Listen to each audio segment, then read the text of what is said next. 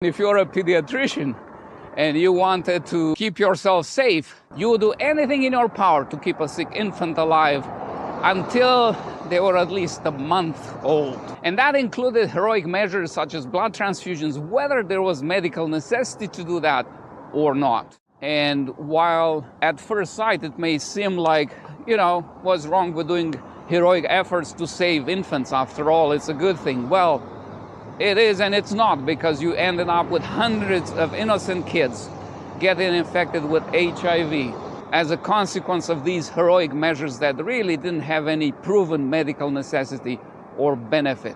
And that's what communism and extreme ideologies do to you and to the society, my friend.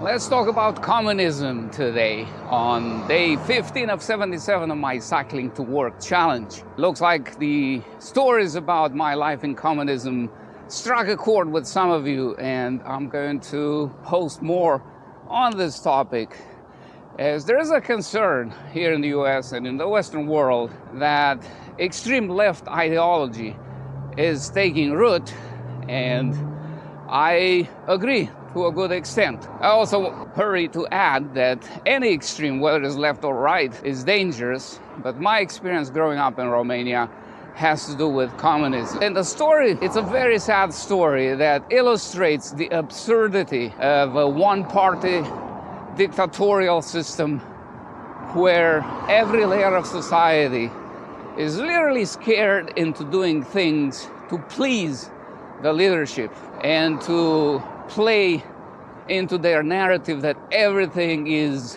rosy. And the idea was that everybody was supposed to behave and speak as if we were all marching happily toward the golden era, as they call it, of communism. This happened in the mid-90s. I graduated medical school in '94, and I started a residency in infectious diseases in the capital city of Romania, Bucharest, in 1994-95.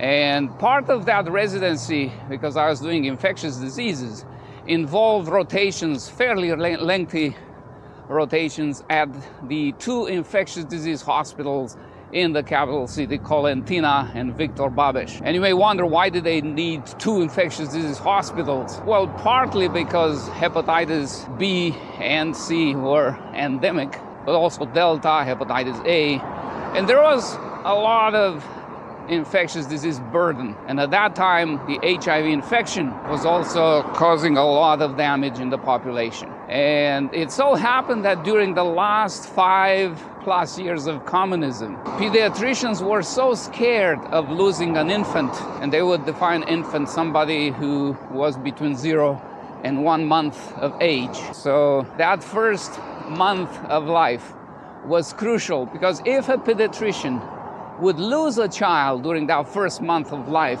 they would face penalties and discipline coming down the political line all the way from the top. Because the top leadership, all they cared in this respect was to show the world that infant mortality in communist Romania was lower than ever, and every year would get lower and lower. And the reality was far from that. So again, if you're a pediatrician and you wanted to keep yourself safe, you would do anything in your power to keep a sick infant alive until they were at least a month old. And that included heroic measures such as blood transfusions, whether there was medical necessity to do that or not. And this is where the HIV sad story comes in play, because a bunch of those infants received blood transfusions, and at that time the blood was not checked for HIV. And the story, I think it's a legend, but this is what the story was when I was in residency. At that time, communism had fallen for 5-6 years now, and those infants were growing up, and they were now between 5 and 10, some of them were 12 years old. And the legend was that the blood came from donors who were sailors who had traveled the world and acquired HIV somewhere else, not in the country, probably another communist story. You couldn't get HIV in Romania. You had to bring it from some, capitalist cesspool. Anyways, most of them originally had parents. Some of them still did, But as time went on and the early antivirals that were available lost their efficacy, the AIDS kept progressing and affecting their health until invariably, one by one, they would die. So in those last few months of life, a lot of those kids would spend all their time in the hospital.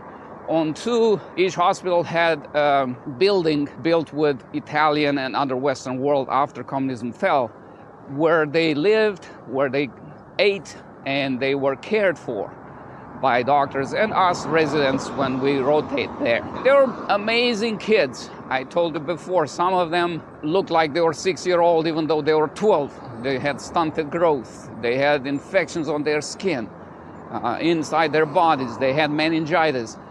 I did more lumbar punctures during those years in kids than I can count to diagnose viral meningitis and other forms of meningitis. But the amazing thing, then the resilience of human nature, is that some of those kids, you got to know them. They became like family. They weren't just hanging in their room all the time. When they felt okay-ish, they would come out and, the staff tolerated them, We knew they only had some months to live, most of them. And they would accompany you when we would round the others who were sicker. And they would give their opinion. It was really extraordinary. But anyways, that's my sad story about the absurdity of communism and a one-party dictator system imposing a narrative that has to be told, regardless of the reality saying the exact opposite. It went against any common sense.